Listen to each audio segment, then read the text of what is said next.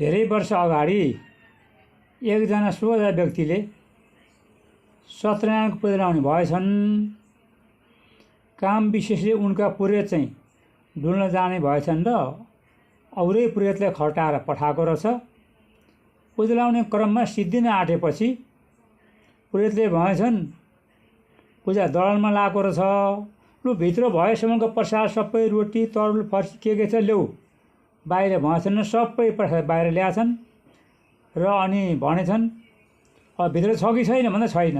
यो बाहिर ल्याएर भगवानलाई अर्पण गरेको चाहिँ सबै पुरोहितको हुन्छ, यो तिमीहरूले खानु हुँदैन, सबै लिएर हिँड, मलाई बस्न फुर्सद छैन भनेपछि अनि डोकामा सोलीमा भारी हाल्न थालेछन्। अनि त्यतिखेरै पुजेका पुरोहित पनि घोडामाथि गट गट गरेर आउनुभएछ र भन्नुभएछ के गरेको भन्दा सत्यनारायणको पूजा लगाएको। खै प्रसाद ल्याऊ नि त खाउँ भन्दाखेरि भनेछन् होइन प्रसाद त चढाएको प्रसाद त पुरोहितले सबै अरूले खानु हुँदैन, सबै पुरोहितले लानुपर्छ भनेर भारी हाल्दैछु भन्दाखेरि अनि पुरोहित घोडाबाट ओर्लिएर भित्रबाट टपाएर ल्याउ त भनेर अनि त्यो सोलीका रोटी सबै झिकेर अनि 10वटा भाग लाएर पुरोहितलाई दिएर पुरोहितले पाउने यति हो भनेर अनि अरूलाई जति हुन्छ साना ठुला सबैलाई हेरेर रोटी तरुल फर्सी त्यहाँ चढाएका नैवेद्य सबै भाग लाएर बाँड्नुभएछ।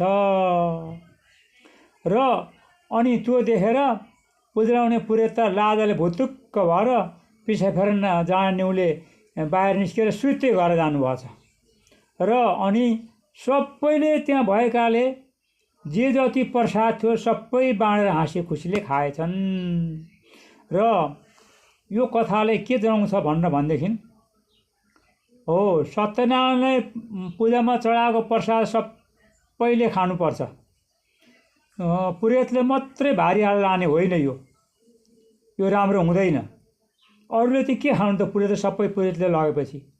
र फेरि यहाँ के देखिन्छ भने सत्यनारायणलाई प्रतिमामा चढाएको प्रसाद चाहिँ पुरोहितलाई मात्रै दिने चलन छ यहाँ, त्यो पनि राम्रो होइन।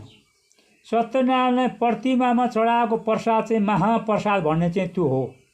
त्यो प्रसाद चाहिँ सबैले बाँडेर खानुपर्छ र पुरोहितलाई पनि दिनुपर्छ, नदिनु भने होइन। पुरोहितलाई पनि प्रशस्ति दिनुपर्छ, खुसी पारेर पठाउनुपर्छ, तर औरै प्रसाद दिनुपर्छ। र पूजा लागेको दिन कसैलाई अमित्य नभनिकन सबैलाई खुसी पारेर प्रसाद पञ्चामृत सबैलाई बाँडेर खाँदाखेरि यो लोकमा सुख सन्तोष सम्पत्ति पाइन्छ र परलोकमा वैकुण्ठमा बास हुन्छ। ज्योतिष राम कुमार कार्की।